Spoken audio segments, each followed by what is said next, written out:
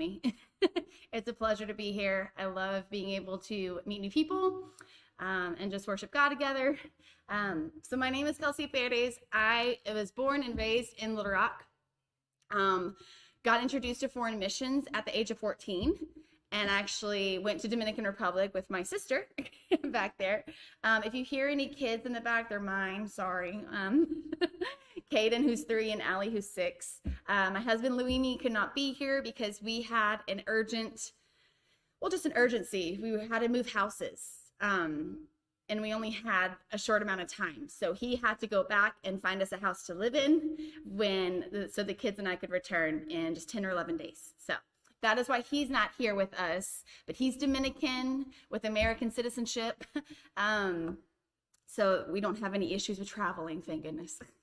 I have been on the mission field since 2013, living in Dominican Republic. God honestly gave me a heart for missions way before I ever knew. I had a heart for the poor ever since I was a child and can remember praying. I was always praying for the poor. And then confirmed it when I was 18, and confirmed Dominican Republic, because we're all missionaries wherever we're at.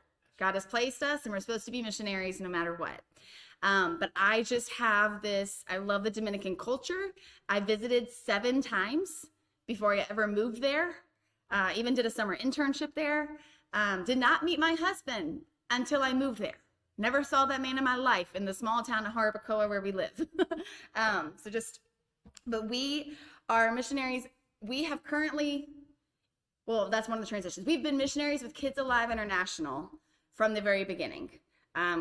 Kids Alive is the organization that we went through back when I was doing short-term teams.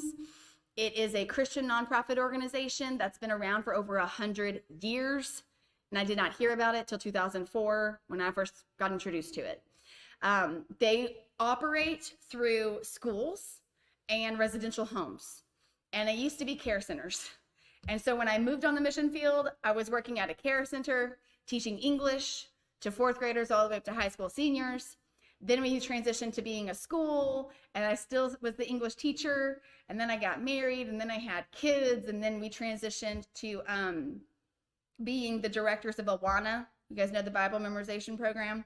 So we have Awana there. We do it a bit differently. And then the high school Bible clubs. So the video you're going to see at the end is what we have been doing the past several years.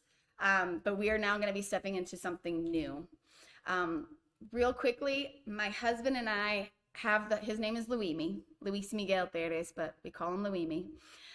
We have a heart for 2 things, discipleship and hospitality. And we just want to share the gospel with others. We want to reach the unreached. Our heart's desire is to, as the Bible is, there's an order, we're supposed to have the elderly mentoring the adults, and the adults mentoring the youth, and the youth mentoring the kids.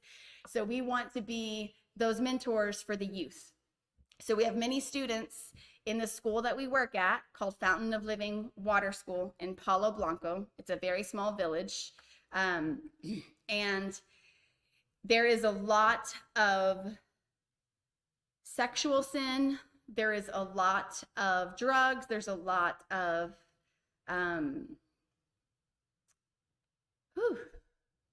alcoholism. Our families, they're all at-risk kids.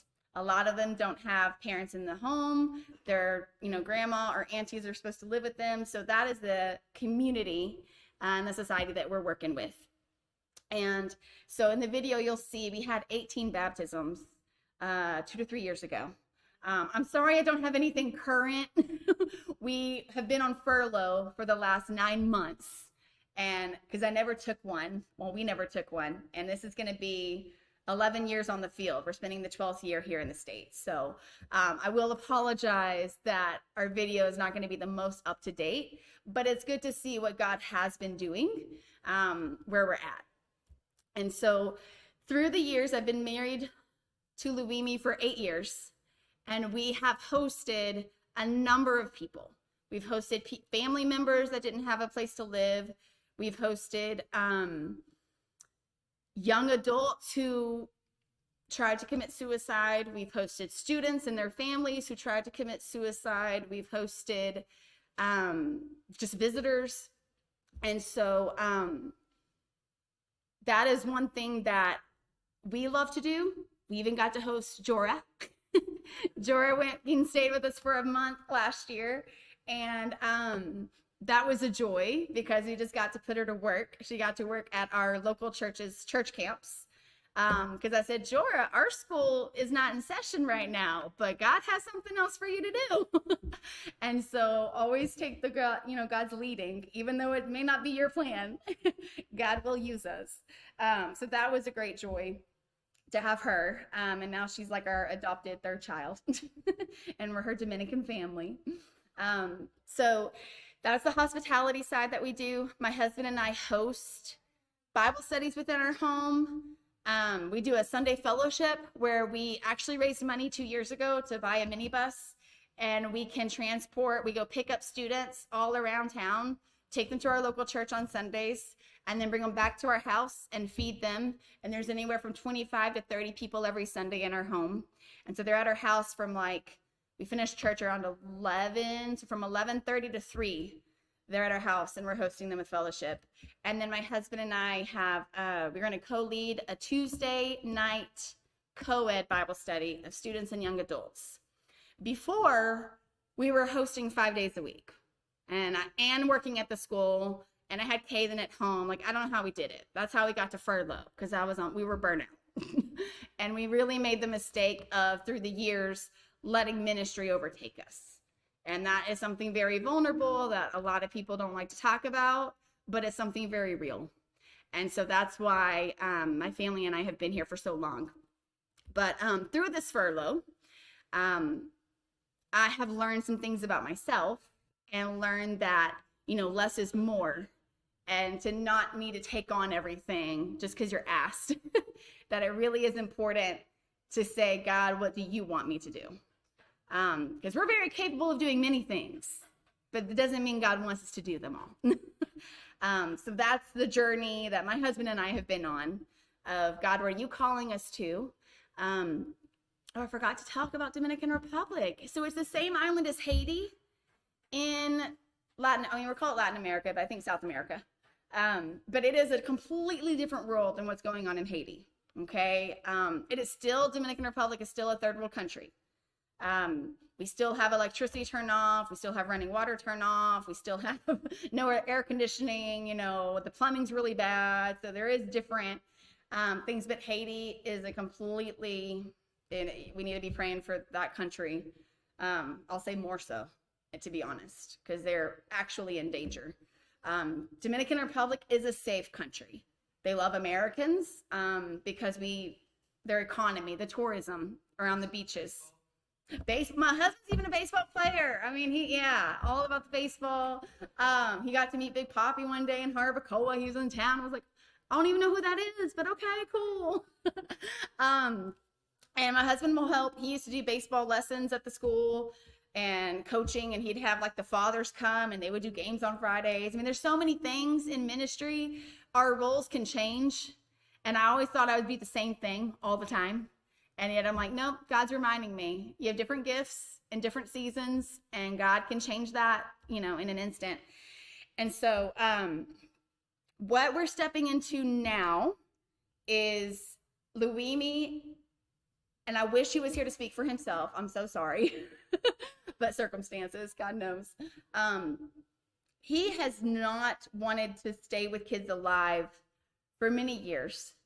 And nothing against the organization.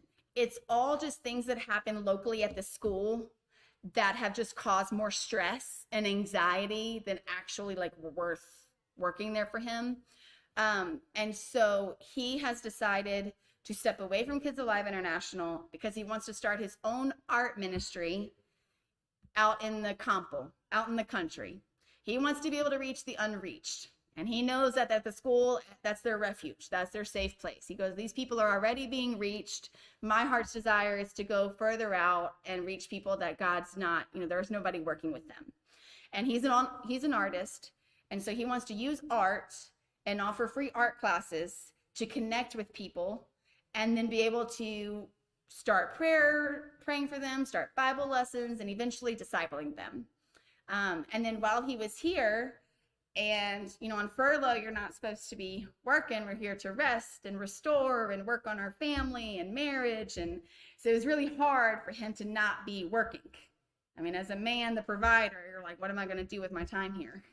So he was painting a lot, and he started YouTube channels where he would do art classes online, and then he would also do devotionals and start sharing the gospel online. And like 3 people came to know Christ from Venezuela and Spain, all just while he was here. And so he has been really encouraged. He thinks this is a good thing. He'll do art ministry, and then he'll do what they call digital ministry so that he can reach more people in the world. And so that is what he will be doing during the day. I will stay with Kids Alive. I am going to transition into not being under the school. I realize that as an American, and as I'm a Martha, not a Mary. I'm task oriented, and I focus on my job, and I want to get it done. And I like I shouldn't, but I find my success in the day of like, what did I do today? So I am task oriented, and I realize that people will just depend on me because they know that I'll get it done. And I just realized I can't be in a leadership role at the school. That's my time here on furlough has taught me. I want to be an encouragement. I want to help train. I want to help lead, but I cannot be one that you can just come and rely on, and I'll just put it on me to do. And I also don't want to take away the privilege of doing ministry for someone else just because I can do it. So I'm going to step away from working under the district, the Dominican district, and working under even just the school. And I'm going to be now, it's called the Go Teams Administrator. So I'll be contacting churches in the States and communicating with all of our Kids Alive sites in the country. I think we have 7. I should know that. I'm sorry. Between 5 to 7 sites and in the country. And I will be communicating and coordinating mission teams that come and serve to every site, and making sure that they have everything they need to have for their week plan or 2 weeks they're there. And then I'm also going to be in charge of summer interns. This is mostly for college age students or high school graduates. And this is one of my favorite times of the year. These young people will come, and then we'll do a summer program at a school or all of our sites. Before COVID, it was at every site. Now it might just be one school. But I get to host them, lead a Bible study, make sure they're doing everything, that they're fine, get where they're supposed to be going and doing the work that they're doing, serving the kids each summer. So I'll be in charge of that. And then I'll be working at this school because I do not want to lose communication and contact with my girls. Like I've hosted 15 girls on Monday, 7 graduates on Friday, and I never want to lose the connection with students, because that's why we're there, is to share the gospel, be the light of Jesus to the lost. So I will be working at the school Tuesday, Wednesdays, and Thursdays so that I can be in contact with these kids, play with them at recess, do Bible studies at the school instead of hosting them at my house. And then I'll be working at what's called the Kids Alive home office they have on Mondays and Fridays, so that I'm in contact with my boss and having meetings and coordinating stuff. And I don't know. I just want to say, again, thank you for having me. And if you could please pray for my family. We are in a season of transition because we've been here, it'll be 10 months in a week and a half. And we've had a transition being away from Luimi. Now we're having a transition going back to the DR. And then we're going to transition moving into a new house. Then we're going to transition into starting new positions, like roles in ministry. And then Caden's going to start school. Allie's going to return to school. And we just have a lot that is just a lot of change. And Satan likes to attack us and give us anxiety. And while I'm very excited and joyful, I would just ask and pray, would you please pray joy over us? That the devil would not, overwhelm us with that anxiety. But that we would be excited, because God has been providing every step of the way. The house that we have, that when we found us, is going to be used for ministry. It's going to give us our space. Like, it's a God thing. but we just want to make sure that, you know, and you guys know it, it's being human. Every time God gets the glory, Satan attacks. So I would just ask for just pray for protection over us and safety as we're traveling. We fly out July 9th at like 6 a.m. And again, thank you for your time. And then I'll let you show a video. The video will show us doing motor rides. Because those that have motos, maybe half the people have a moto, and then everybody just jumps on and catches a ride. You'll also see our old house that we lived in, where we hosted, and you'll get to see baptisms, and like a Sunday fellowship. One cool thing is, in the Dominican culture, celebrations are not a common thing. Like birthday celebrations, they didn't do it, and because they didn't have the money for it. And then we do a baptism celebration. We buy pizza and watch a Christian movie. All I see is the battle. You see my victory. When all I see is the mountain, you see a mountain move. And as I walk through the shadow, your love surrounds me.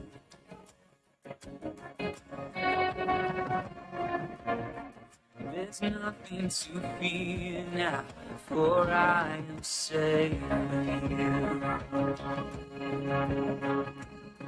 So when I'll fight on my knees, with my hands lifted high. Oh God, the battle belongs to you, and every fear I lay at your feet. I sing through the night. Oh God, the battle belongs to you. Bon appétit.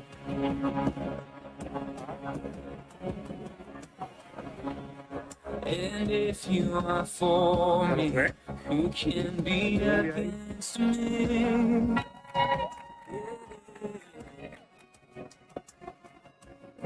For Jesus, there's nothing impossible for you.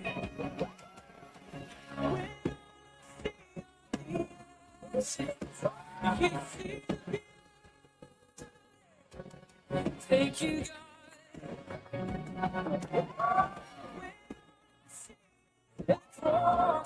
God, you see.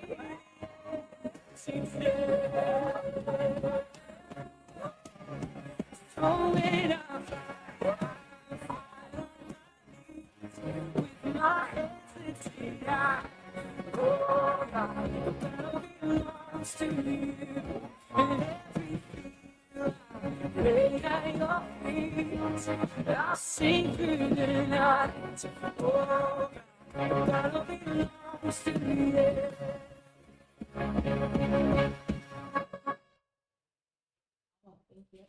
I could tell you a story after each person.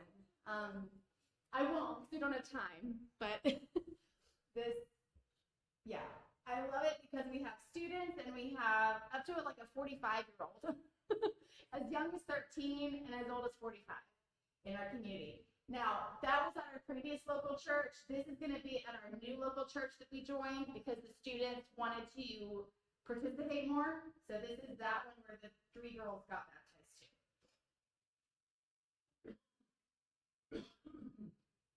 If there's not music, it's okay.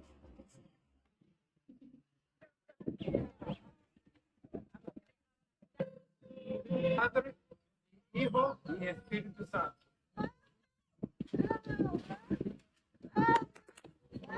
Ellas 3 son jóvenes muy fieles.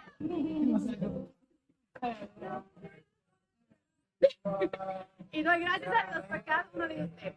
Yo veo crecimiento espiritual. Yo veo Creer que Jesucristo es el Señor y Salvador. Entonces, es mi honor para bautizarte en el nombre del Padre, y Hijo y Espíritu Santo.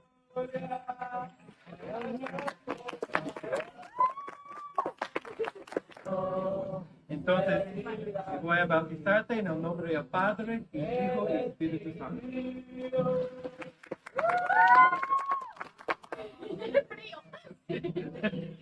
Entonces mismo pregunta, ¿cree que Jesucristo es el Señor y Salvador? Entonces me voy a bautizarte en el nombre del Padre y Hijo y Espíritu Santo.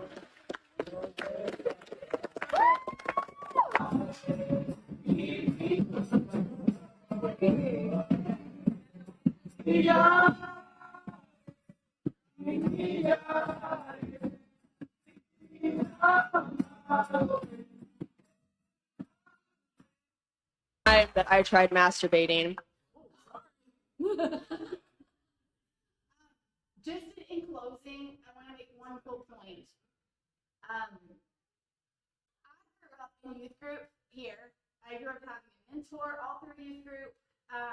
And in Dominican Republic, I think in the whole town of Barbacoa, I know of 3 youth groups. Most churches don't have them. Most people don't gather in people's homes. They're very welcoming and love people well, but mostly you just take care of your family and those around you and your neighbors. But there's no such thing as like, I want to have you over and share a meal with you. And so the pastor and his wife are American and they do everything in Spanish. And so one Sunday a month, they actually feed the congregation. They want to do fellowship and serve them in that way. And before we knew that, Luigi and I had been, hosting and serving and bringing people in because we want to feed you spiritually, emotionally, physically.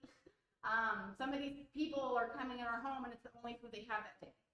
So it's something that's really new to them. It does not exist in their culture to go and have Bible study in a home. That's what you go to church for. And you go and sing it's for adults, for the most part. So when we were here on furlough, we're like, is anybody going to step up and lead and do anything? And for the most part, no. There's this one young man, Roberto, who teaches at the school we're at. And he started out of his home a small group Bible study on Friday nights for about 7 of the adults, young adults. So I thought, okay, that's good. That's good. It's a start that someone else can pick up and start doing this. And that's our hope. Our hope is as we step back and we can't host every, day, we have to have balance between, I got to take care of my marriage, I got to take care of my kids. And I have to keep that ahead of ministry, that I cannot be working all day and hosting every night.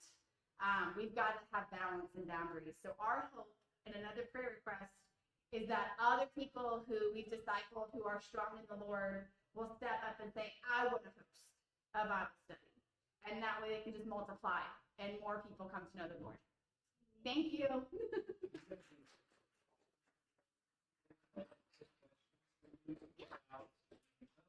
ministry specifically. Absolutely. Do you have any questions for Kelsey? Sure, somebody has a question. Think of something. Or maybe I covered it all. I'm a little ADD, so I'm a little, scatterbrained. Yes, sir. You said that the country was open to Americans. What about any opposition to having Christianity there? Okay, so I'm going to try to make this sound as less offensive every time I get on this subject. Someone gets offended. So back in 2004, my first year, there was, I believe it was 2% of the population was, they call it evangelical Christianity. Now it's up to 18 to 20%. So we're talking in 21 years, it's grown. Yes, amazing. What the majority of the population is Roman Catholicism. I'm not saying that if you're Catholic, you're not Christian. I'm not saying that.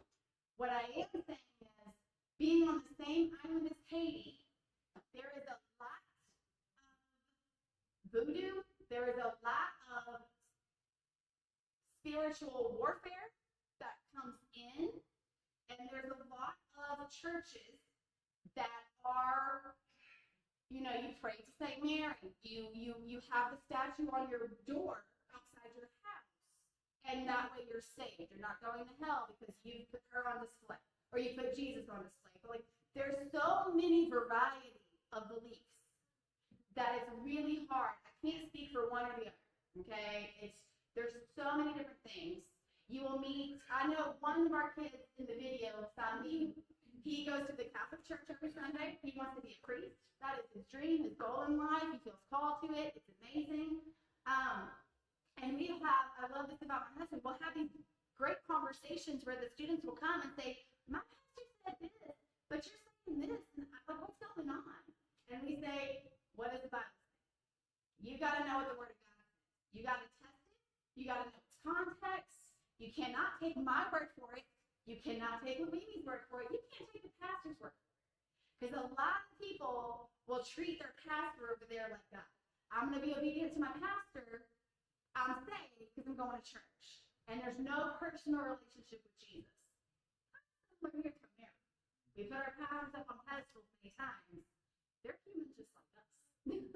You have a higher standard because you got to answer to God with your sheep. But you're not any more higher up than the sheep. Okay? And over there, it's really hard. Because at the local church we were at before, my husband and I even got married, they want to control everything. They want to say whether you can date somebody, when you can talk to that person, how long you can. I'm like, hold on. This is a little too controlling. They want to control the tithe. They want to say, oh, if you're a leader, you have to pay, I have to have your budget, and you have to show up. I mean, there's a lot of things, that culture of that church. But the majority of them is Roman Catholicism, which means, according to some new, okay, that they do not worship Jesus as their savior. You know, he was a prophet, but they did not worship him. They would worship Mary, the mom. They gave more glory to Mary being Jesus' mom than Jesus himself.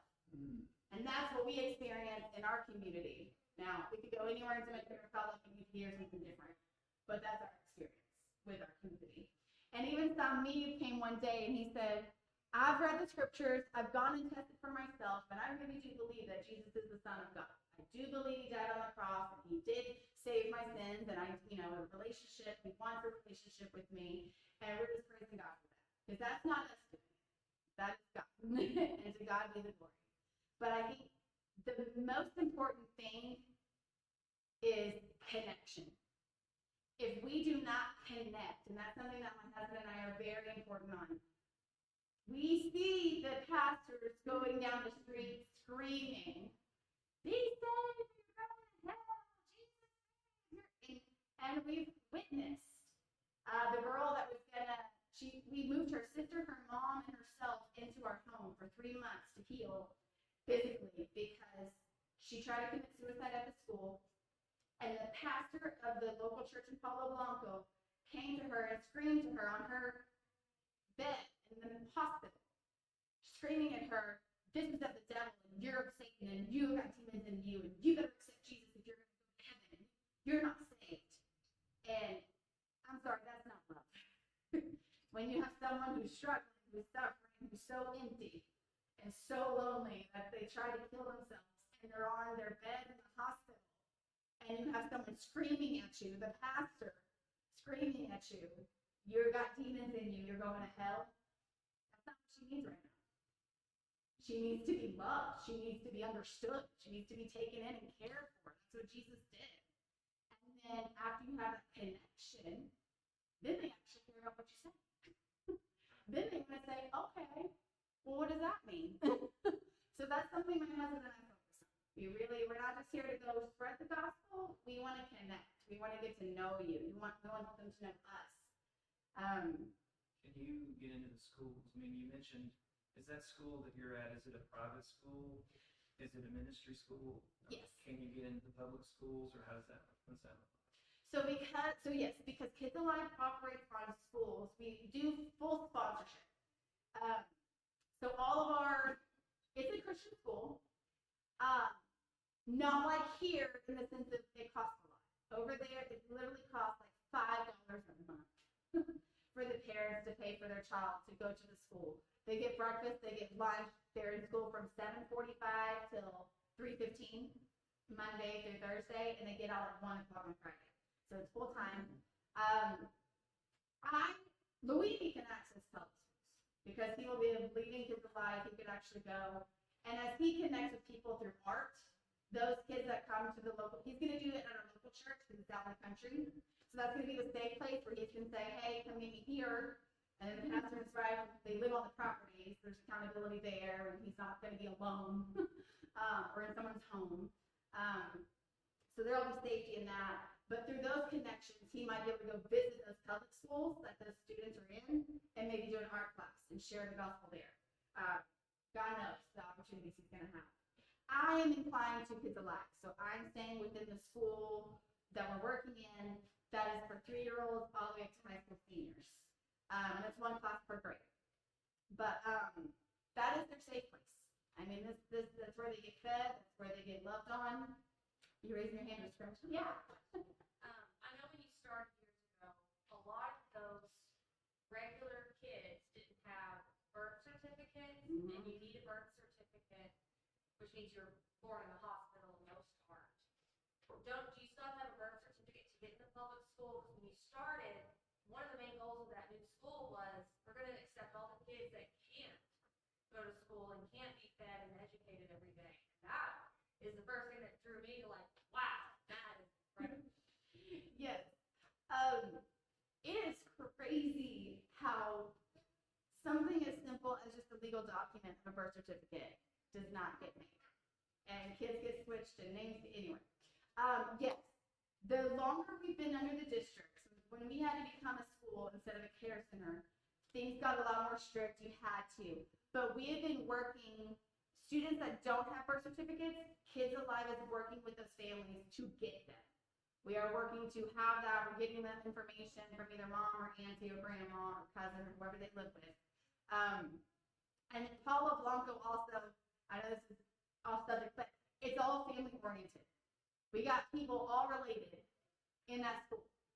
And so it kind of makes it a bit easier because you're like, oh, so-and-so is cousin to this one, and here's her sister and brother. So it's like, okay, they all have the last name. We can work on this family unit to get those documents. So in a way, it's a bit easier. As far as the process, I'm not sure how much more difficult or easier it is. Hopefully it's easier by now. Thankfully, I'm not a director of the school, principal. I don't deal with that on hand. But I do know that the Haitian students that we also have, we have also been working on their paperwork. I got to brag on Maxim. So Maxim is the Haitian, you may have noticed him playing guitar and singing in the second video. He grew up in Palo Blanco. He's one of 6 kids with a single mom. His biological dad has been in jail almost all his life. They've lived in a 1-room shack for the longest time. Now they finally have a cement block home. But Maxim graduated. He came to Luigi and I a year and a half ago. He goes, hey, I'm trying to get my papers and I need to apply for my passport and I don't have the money for it. Could you loan it to me? And you know, like the Bible says when you give a loan, like also have that mindset, you may not get this money back.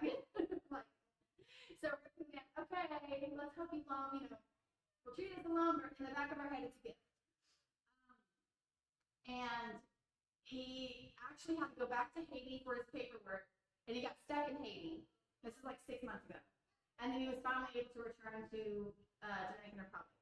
So then he gets back, and Luigi says, check your email. And I was like, PayPal. And I was like, okay. And there's a note from Maxim. He paid back the loan. And he's like, I just want to say thank you so much for, helping me out in my time of need, that I wouldn't have gotten this without you, and to continue the process. And Luigi, you've been discipling me and teaching me about Jesus, and I love you. And I'm just like, oh my goodness. So I'm very thankful that there's fruit in that, of like teaching our students, hey, when you say something, you gotta mean it. If you need a gift, say, hey, can you help me with this? But if you say, I want to loan me that, just taking responsibility, we're just really proud. Because that's something we want to train to. They come from poverty, but they want to be contributors of their society. And so once you start working, you're out of school, you want to say, okay, let's talk about tithing, let's talk about serving, let's talk about, helping others. What does God want you to do to help others? because you've been helped so much. We've all been helped so much. Yeah. Any more questions for Miss Kelsey?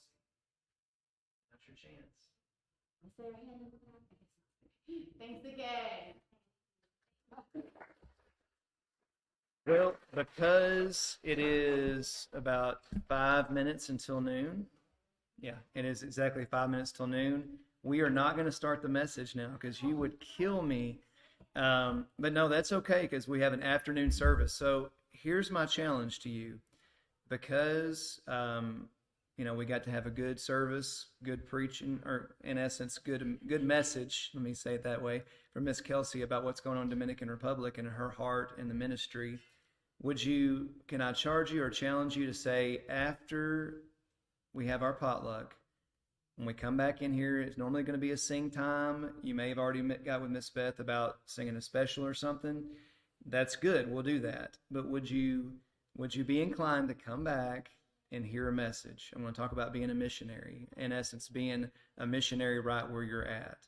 And we're not having an evening service. You understand that, right? There's no 5 o'clock service today.